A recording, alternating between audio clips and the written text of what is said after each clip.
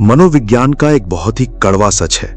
जब आप हर समय हर किसी को खुश करने की कोशिश करते हैं तो असल में आप धीरे धीरे खुद की अहमियत को खत्म कर रहे होते हैं। हम बचपन से ही एक ऐसी सोसाइटी में बड़े होते हैं जहां एडजस्ट करना सिखाया जाता है। कोई हमारे साथ कुछ गलत कर दे या कड़वा बोल दे तो हम अक्सर बहस से बचने के लिए अपने गुस्से को कंट्रोल कर जाते हैं। कई बार ऐसा होता है कि अंदर से हमारा बिल्कुल मन नहीं होता, हमारे पास समय नहीं होता, लेकिन फिर भी हम मुस्कुराकर हाँ बोल देते हैं, सिर्फ इसलिए ताकि सामने वाले को बुरा ना लगे या कोई क्लेश ना हो। लेकिन इस अच्छेपन का सबसे दर्दनाक सच क्या है जानते हैं? जो इंसान हर वक्त दूसरों की हाँ में हाँ मिलाता है, दुनिया उसकी कभी इज्जत नहीं करती। लोग बस अपना काम निकालते हैं और आगे बढ़ जाते हैं। इस ऑडियो बुक को अंत तक जरूर सुनिए, क्योंकि आगे आने वाला हर एक लेसन आपकी जिंदगी, आपके रिश्तों और खुद को देखने का नजरिया हमेशा के लिए बदल सकता है। खासकर चैप्टर 3 और चैप्टर 5 को बिल्कुल मिस मत कीजिए, क्योंकि वहीं इस पूरी किताब का सबसे गहरा सीक्रेट छुपा हुआ है। दोस्तों, वीडियो के अंत में मैं सभी इंपॉर्टेंट बातों को शॉर्ट में दोहराऊंगा ताकि आपको सब कुछ आसानी से याद रहे, इसलिए वीडियो को अंत तक जरूर देखें। Hello book bite audio family members, आपका स्वागत है। Welcome back. आज हम जिस किताब की गहराई में उतरने वाले हैं उसका नाम है स्टॉप पीपल प्लीजिंग, जिसे ह्यूमन साइकोलॉजी के एक्सपर्ट पैट्रिक किंग ने लिखा है। ये किताब कोई आम सेल्फ हेल्प बुक नहीं है जो आपको टाइम मैनेजमेंट सिखाएगी। ये आपके दिमाग के उन तारों को खोलती है जो बचपन से आपको सबका प्यारा बनने के लिए मजबूर कर रहे हैं। तो चलिए बिना किसी देरी के इस गहरी मनोवैज्ञानिक यात्रा पर चलते हैं और सीखते हैं कि कैसे अपनी जिंदगी का कंट्रोल वापस अपने हाथों में लिया जाए।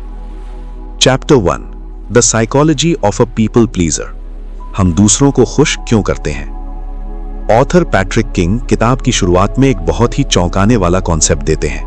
वो कहते हैं कि हमें लगता है पीपल प्लीजिंग यानी दूसरों को खुश रखना एक बहुत अच्छी आदत है। हम खुद को दयालु समझते हैं, लेकिन साइकोलॉजी के अनुसार पीपल प्लीजिंग असल में एक डिफेंस मैकेनिज्म है। ये कोई दयालुता नहीं है, बल्कि एक डर है। हम असल में दूसरों की मदद नहीं कर रहे होते, बल्कि हम ये कंट्रोल करने की कोशिश कर रहे होते हैं कि वो इंसान मेरे बारे में क्या सोचेगा। हम रिजेक्शन से डरते हैं। हमें लगता है कि अगर हमने किसी काम के लिए मना कर दिया तो वो इंसान हमसे दूर चला जाएगा या हमें बुरा इंसान समझेगा। ऑथर इसे अप्रूवल सीकिंग एडिक्शन यानी वैलिडेशन की लत कहते हैं, जहां हमारी अपनी कोई वैल्यू नहीं होती। हम बस इस बात पर जीते हैं कि दूसरे हमें कितना अच्छा मानते हैं। इतिहास में पीपल प्लीजिंग का सबसे बड़ा और दर्दनाक उदाहरण है महान वैज्ञानिक निकोला टेस्ला। टेस्ला एक जीनियस थे, लेकिन वो बिजनेस नहीं जानते थे और लोगों को ना नहीं कह पाते थे।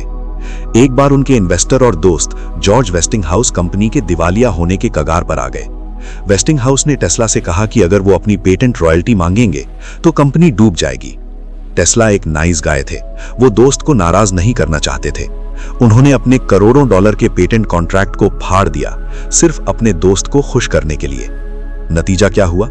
जॉर्ज वेस्टिंगहाउस अरबपति बन गए और इतिहास के सबसे महान वैज्ञानिकों में से एक निकोला टेस्ला अपनी जिंदगी के आखिरी दिन एक होटल के छोटे से कमरे में गरीबी और अकेलेपन में मरे। अगर टेस्ला उस दिन अपनी बाउंड्री सेट करते और हां की जगह ना बोलते तो शायद आज दुनिया कुछ और ही होती। आज से खुद से एक सवाल पूछना शुरू कीजिए, क्या मैं ये काम सच में अपनी खुशी से कर रहा हूं या सिर्फ इसलिए कर रहा हूं कि सामने वाला मुझे जज ना करे? अगर जवाब डर या जजमेंट है तो उस काम को तुरंत रोक दीजिए। दोस्तों, नीचे कमेंट करके बताइए कि क्या आपने भी कभी किसी दोस्त या रिश्तेदार को सिर्फ इसलिए हाँ बोला था क्योंकि आप उन्हें नाराज करने से डरते थे? आपके जवाब पढ़कर मुझे बहुत खुशी होगी। Chapter 2, the hidden cost of saying yes. आपकी हाँ की असली कीमत। जब भी आप किसी ऐसे काम के लिए हाँ कहते हैं जिसे आप असल में नहीं करना चाहते, तो ऑथर कहते हैं कि आप उसी वक्त अपने आप को ना कह रहे होते हैं। आपकी हर मजबूरी वाली हाँ फ्री नहीं होती, इसकी एक बहुत बड़ी कीमत होती है जिसे अपॉर्चुनिटी कॉस्ट कहा जाता है। अगर आप किसी ऐसे इंसान के साथ फोन पर 1 घंटा बात कर रहे हैं जिससे आप बात नहीं करना चाहते, तो असल में आपने वो 1 घंटा अपनी नींद, अपनी पढ़ाई या अपनी फैमिली के टाइम से चुराया है। इसके बाद क्या होता है? आपके अंदर एक गुस्सा पैदा होने लगता है।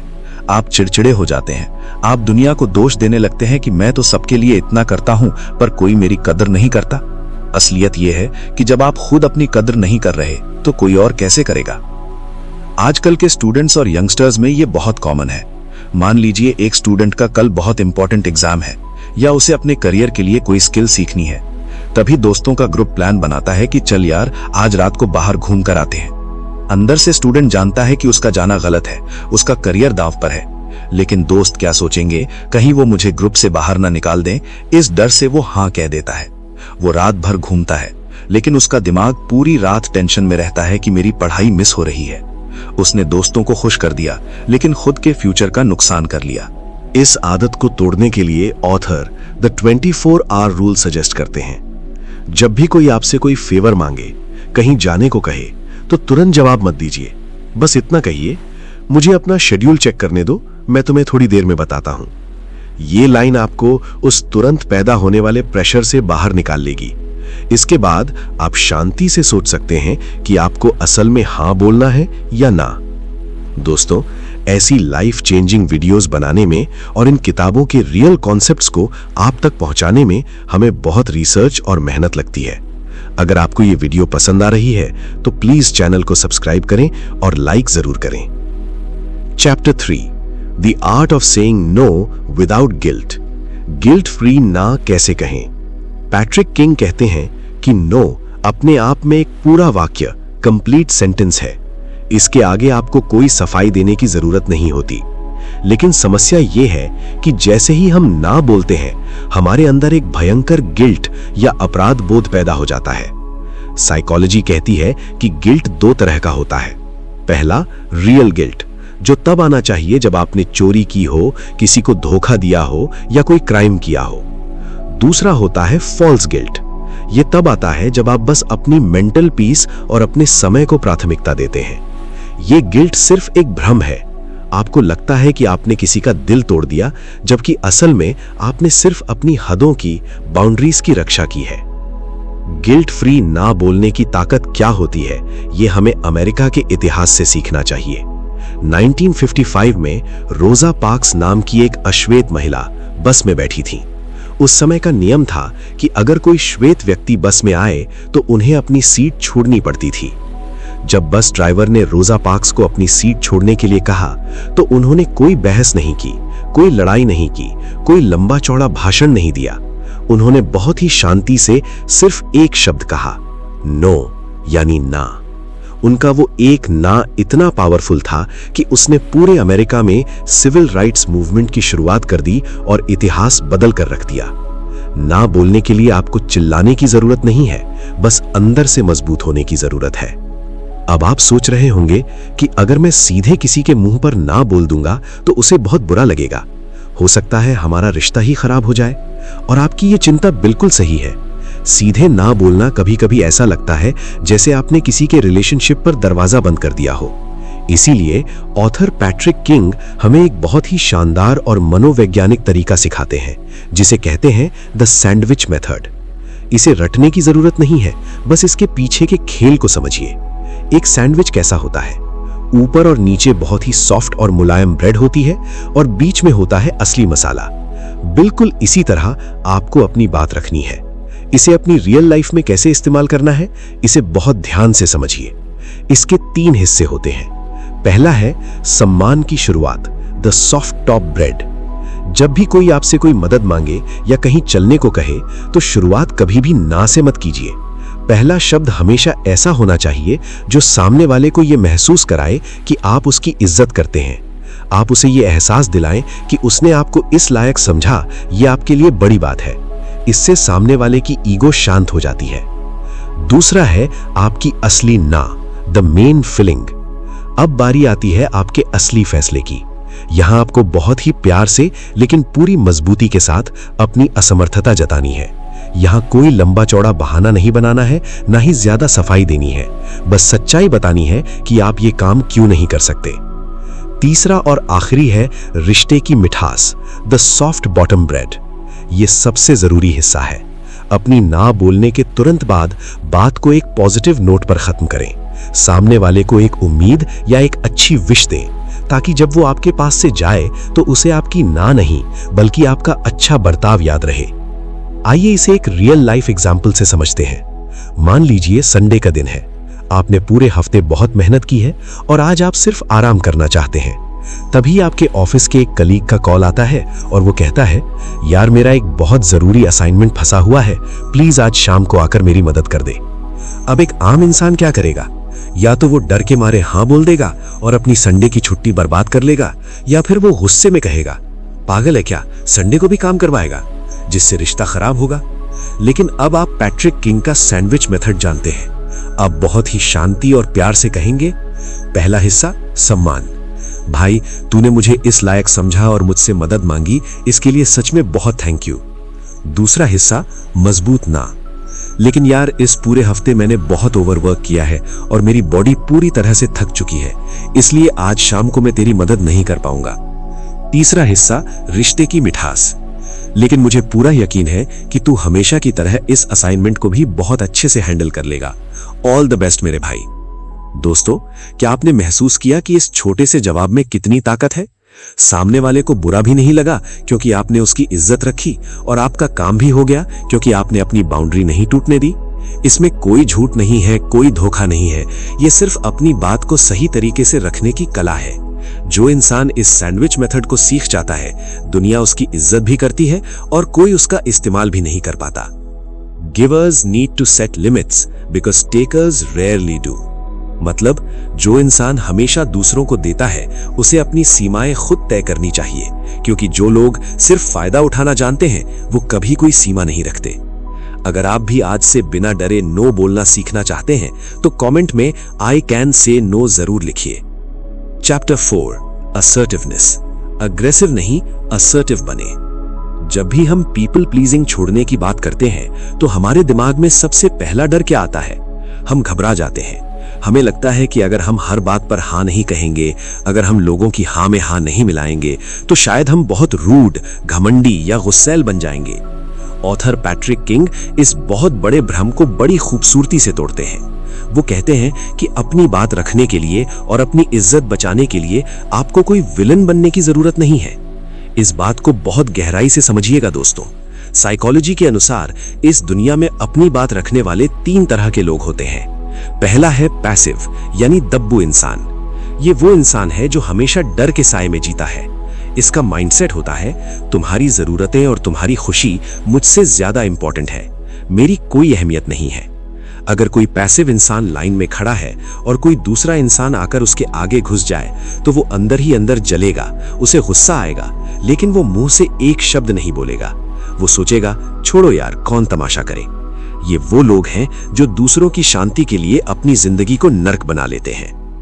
दूसरा है अग्रेसिव, यानी आक्रामक इंसान। ये पैसिव का बिल्कुल उल्टा होता है। इस इंसान का माइंडसेट होता है, सिर्फ मेरी जरूरतें इंपॉर्टेंट हैं, तुम सब भाड़ में जाओ। अगर इसके आगे कोई लाइन में घुस जाए तो ये तुरंत कॉलर पकड़ लेगा, गालियां देने लगेगा और मारपीट पर उतारू हो जाएगा। ये लोग अपनी बात तो मनवा लेते हैं, लेकिन दुनिया इनसे नफरत करती है। इनके रिश्ते कभी नहीं टिकते क्योंकि ये सामने वाले की कोई इज्जत नहीं करते। और तीसरा है असर्टिव, यानी स्पष्ट और मुखर इंसान। इस पूरी किताब का सबसे बड़ा और सबसे गहरा मैसेज यही है कि आपको अग्रेसिव नहीं बल्कि असर्टिव बनना है। एक असर्टिव इंसान का माइंडसेट बहुत ही पावरफुल होता है। वो सोचता है कि तुम्हारी जरूरतें और तुम्हारी फीलिंग्स मेरे लिए बहुत इंपॉर्टेंट है, लेकिन मेरी अपनी जरूरतें और मेरी अपनी इज्जत भी उतनी ही इंपॉर्टेंट है। मैं तुम्हारी रिस्पेक्ट करूंगा, लेकिन अपनी रिस्पेक्ट दांव पर लगाकर नहीं। आइए इसे एक बहुत ही रियल लाइफ एग्जाम्पल से समझते हैं। मान लीजिए आप अपने दोस्तों के साथ बैठे हैं। आपका एक दोस्त बार बार सबके सामने आपका मजाक उड़ा रहा है और आपको नीचा दिखा रहा है। अब इन तीनों का रिएक्शन देखिए। एक पैसिव इंसान झूठी हंसी हंसेगा ताकि किसी को बुरा ना लगे, लेकिन रात भर बिस्तर पर लेटकर रोएगा। एक अग्रेसिव इंसान तुरंत मेज पर हाथ मारेगा, जोर से चिल्लाएगा कि तूने मुझे बोला कैसे, तेरी तो खुद की कोई औकात नहीं है। यहां पूरी पार्टी खराब हो जाएगी और गहरी दुश्मनी बन जाएगी। लेकिन एक असर्टिव इंसान क्या करेगा?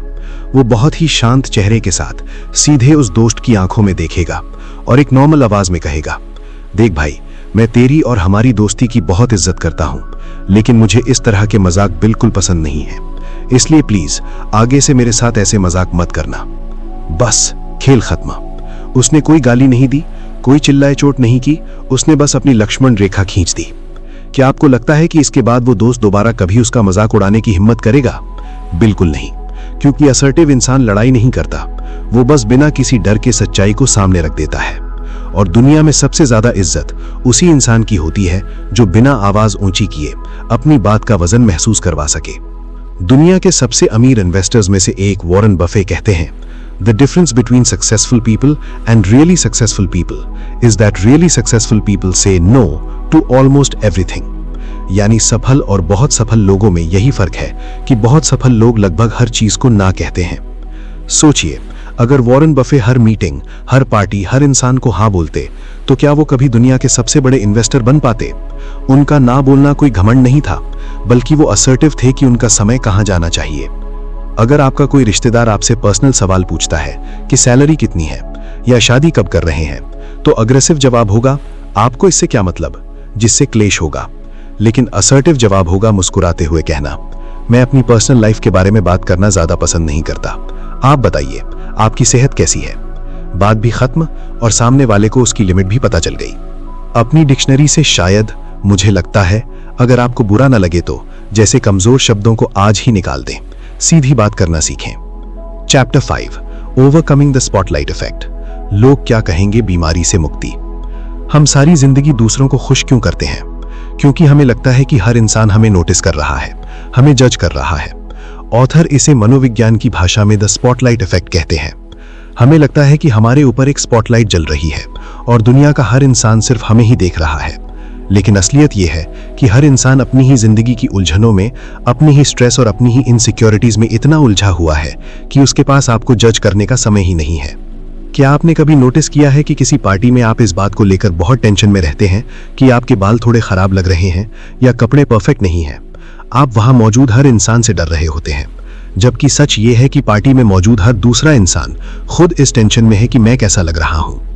लोग आपके बारे में 5 सेकंड सोचते हैं और फिर अपनी जिंदगी में बिजी हो जाते हैं। तो फिर आप उनके 5 सेकंड के ओपिनियन के डर से अपनी पूरी जिंदगी के फैसले क्यों ले रहे हैं?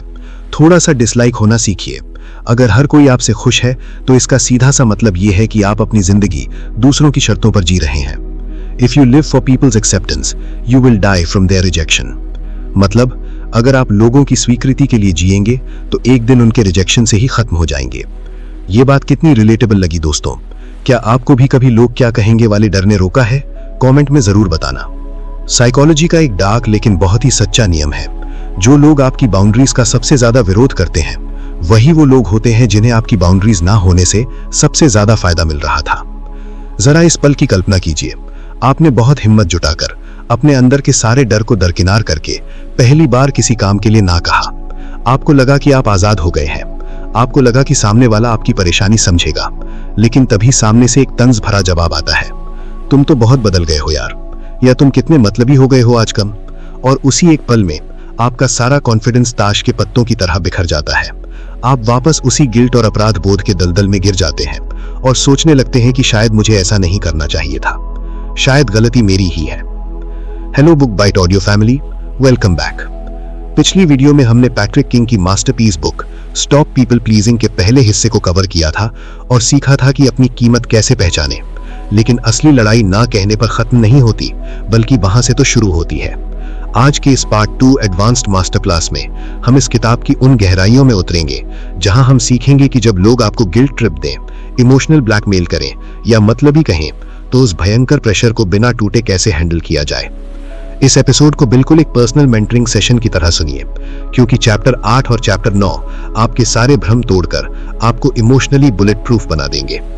तो चलिए अपने कंफर्ट जोन से बाहर निकलते हैं और इस ट्रांसफॉर्मेशनल जर्नी को आगे बढ़ाते हैं। चैप्टर 7, द एक्सटिंक्शन बर्स्ट, जब लोग आप पर हावी होने की कोशिश करें। ऑथर पैट्रिक किंग बताते हैं कि जब आप सालों तक पीपल प्लीजर रहने के बाद अचानक अपनी बाउंड्रीज सेट करते हैं, तो लोग इसे आसानी से स्वीकार नहीं करते। वो गुस्सा होते हैं, ड्रामा करते हैं और आपको वापस उसी पुरानी स्थिति में ढकेलने की कोशिश करते हैं। मनोविज्ञान की भाषा में इसे एक्सटिंक्शन बर्स्ट कहा जाता है। इसे ऐसे समझिए, अगर आप किसी वेंडिंग मशीन में सिक्का डालते हैं और चिप्स नहीं निकलते तो आप क्या करते हैं?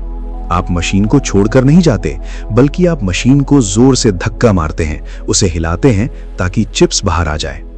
यही इंसान आपके साथ करते हैं। जब उन्हें आपकी तरफ से उनकी मनचाही हाँ नहीं मिलती तो वो इमोशनल धक्का मारते हैं। वो गुस्सा दिखाएंगे, आपको इग्नोर करेंगे या आप पर स्वार्थी होने का इल्जाम लगाएंगे ताकि आप टूट जाएं और वापस उनके कंट्रोल में आ जाएं। रोहन का एक दोस्त है सुमित।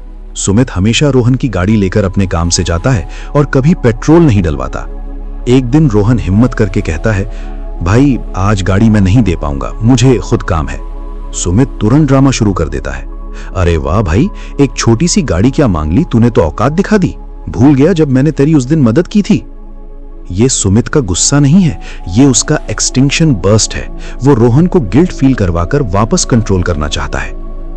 जब लोग आपकी बाउंड्रीज पर इस तरह का रिएक्शन दें तो द ब्रोकन रिकॉर्ड टेक्निक का इस्तेमाल करें।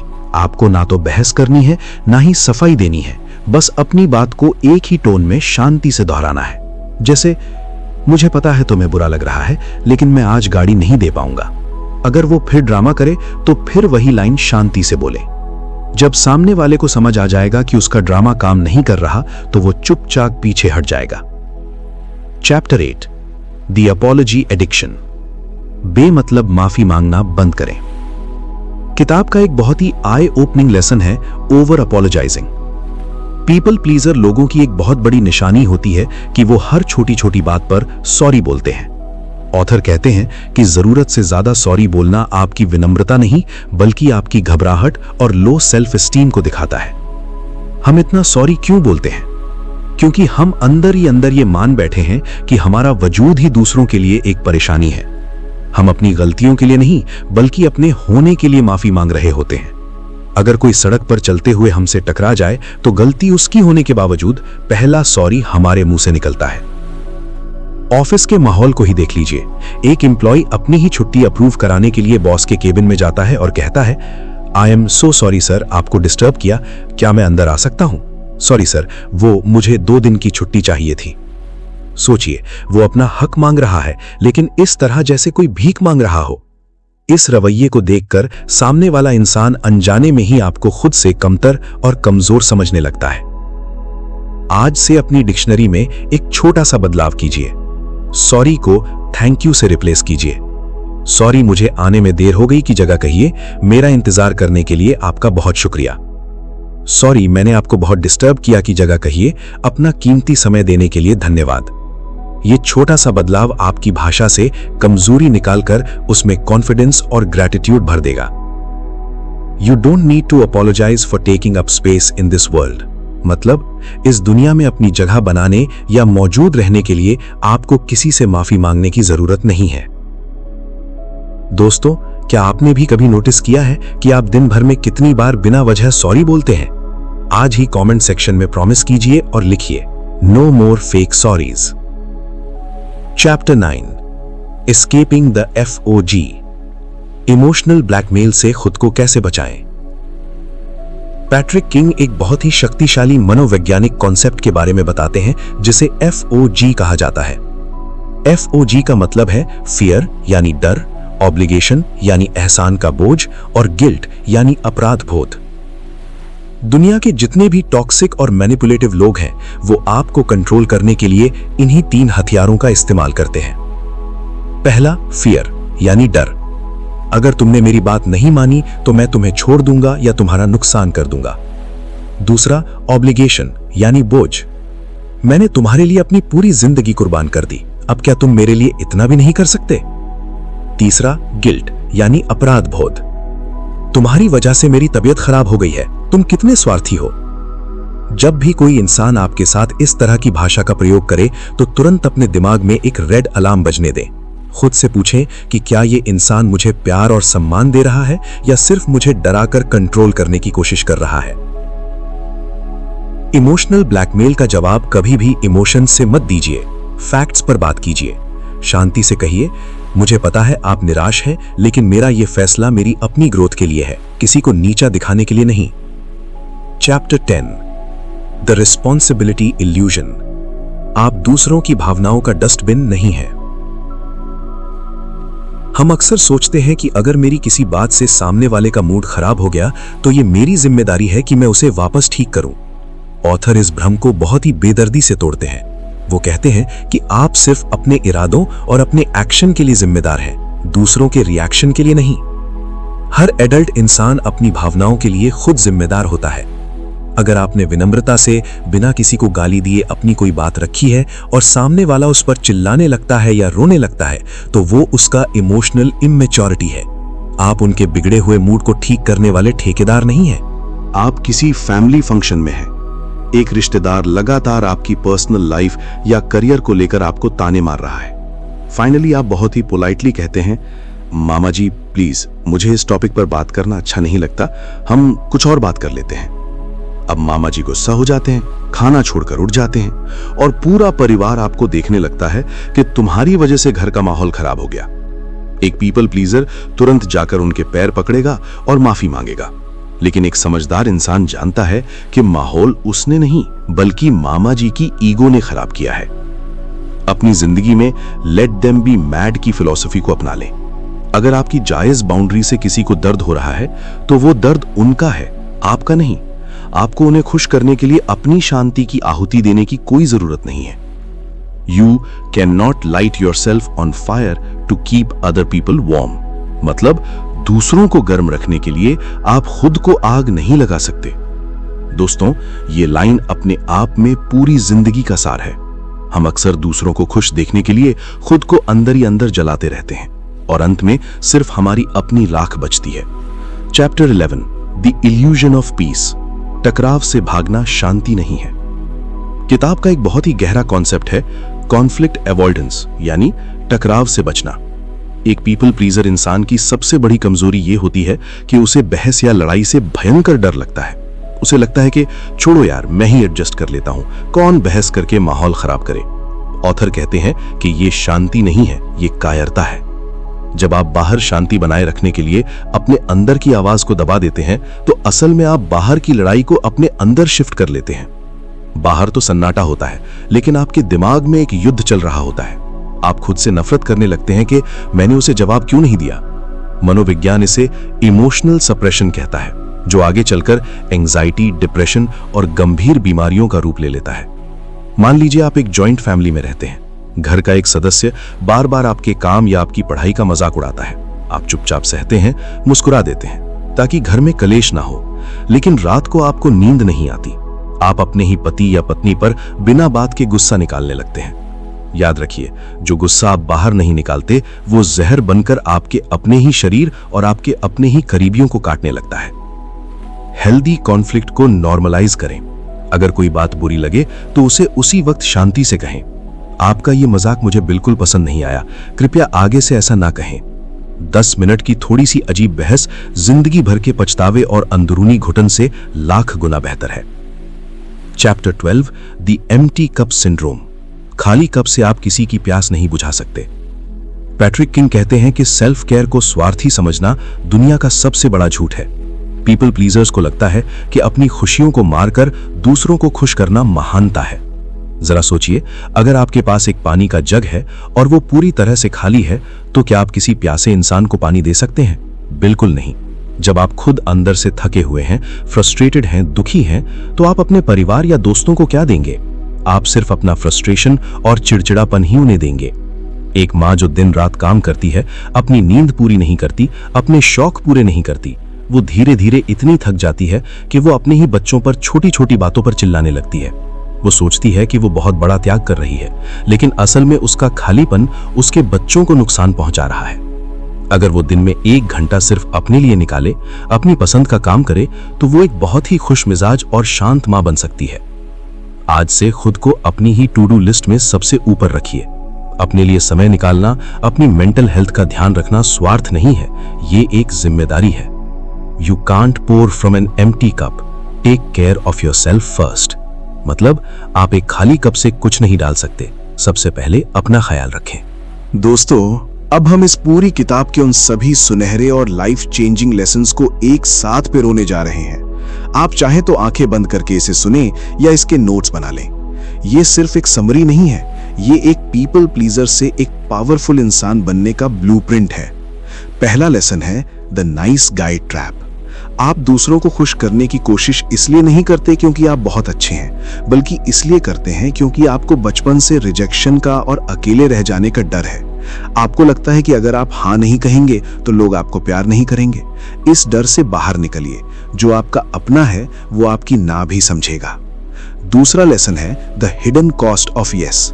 जब आप बिना मन के किसी को हाँ कहते हैं तो आप असल में खुद को, अपने समय को और अपनी प्राथमिकताओं को ना कह रहे होते हैं। हमेशा 24 आवर रूल अपनाएं। कभी तुरंत जवाब न दें, कहें मैं अपना शेड्यूल चेक करके बताता हूं। तीसरा लेसन है the art of saying no. No अपने आप में एक पूरा वाक्य है। सैंडविच मेथड का इस्तेमाल करें। पहले सामने वाले का सम्मान करें, बीच में अपनी असमर्थता जताएं और अंत में एक पॉजिटिव नोट पर बात खत्म करें। मना करते वक्त कभी भी लंबा चौड़ा बहाना ना बनाएं। चौथा लेसन है बुलेट प्रूफ बाउंड्रीज। बाउंड्रीज का मतलब दीवारें खड़ी करना नहीं है। इसका मतलब है लोगों को यह सिखाना कि वो आपके साथ कैसा बर्ताव कर सकते हैं। अपनी नॉन नेगोशिएबल, जिन पर आप कोई समझौता नहीं करेंगे, चीजों की एक लिस्ट बनाएं और उस पर डटे रहें। पांचवा लेसन है बी असर्टिव नॉट अग्रेसिव।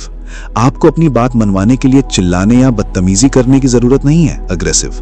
ना ही आपको लोगों के सामने झुकना है, पैसिव। आपको असर्टिव बनना है, यानी सामने वाले की इज्जत करते हुए अपनी बात को पूरी मजबूती और कॉन्फिडेंस के साथ रखना है। छठा लेसन है द स्पॉटलाइट इफेक्ट। इस भ्रम से बाहर आ जाइए कि दुनिया आपको जज कर रही है या लगातार आपको नोटिस कर रही है। हर इंसान अपनी ही जिंदगी की उलझनों में व्यस्त है, इसीलिए लोग क्या कहेंगे ये सोचकर अपने बड़े फैसले लेना और अपनी जिंदगी बर्बाद करना आज ही छोड़ दीजिए। सातवां लेसन है द एक्सटिंक्शन बर्स्ट।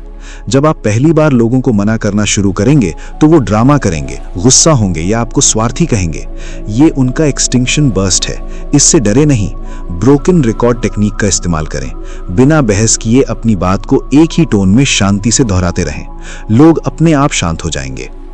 आठवां लेसन है द अपॉलॉजी एडिक्शन। हर छोटी छोटी बात के लिए या अपने वजूद के लिए बेमतलब सॉरी बोलना बंद करें। इसे अपनी भाषा से निकाल दें। सॉरी मुझे देर हो गई की जगह मेरा इंतजार करने के लिए थैंक यू कहना सीखें। यह आपके कॉन्फिडेंस को रातों रात बदल देगा। 9वां लेसन है एस्केपिंग द FOG। टॉक्सिक लोग हमेशा आपको फियर, ऑब्लिगेशन और गिल्ट में फंसाकर कंट्रोल करते हैं। अगर कोई रिश्ता आपको घुटन या डर दे रहा है तो समझ जाइए कि वहां इमोशनल ब्लैकमेल चल रहा है। इसका जवाब फैक्ट से दें, इमोशन से नहीं। 10वां लेसन है द रिस्पॉन्सिबिलिटी इल्यूजन। आप दूसरों के मूड या भावनाओं के ठेकेदार नहीं हैं। अगर आपके सच बोलने से या आपकी सही बाउंड्री बनाने से किसी को बुरा लगता है तो उन्हें बुरा लगने दें। आप अपनी नीयत के लिए जिम्मेदार हैं, दूसरों के रिएक्शन के लिए नहीं। Let them be mad. 11वां लेसन है द इल्यूजन ऑफ पीस। टकराव से भागना शांति नहीं है। बाहर की लड़ाई से बचने के लिए अंदर घुट घुट कर जीना बंद करें। 10 मिनट की अनकंफर्टेबल बातचीत जिंदगी भर के डिप्रेशन और अंदरूनी घुटन से कई गुना बेहतर है। और आखिरी लेसन है द एम्प्टी कप रूल। खुद को हमेशा प्राथमिकता दें। अपनी बैटरी चार्ज करना, अपनी मेंटल हेल्थ का ख्याल रखना स्वार्थ नहीं है।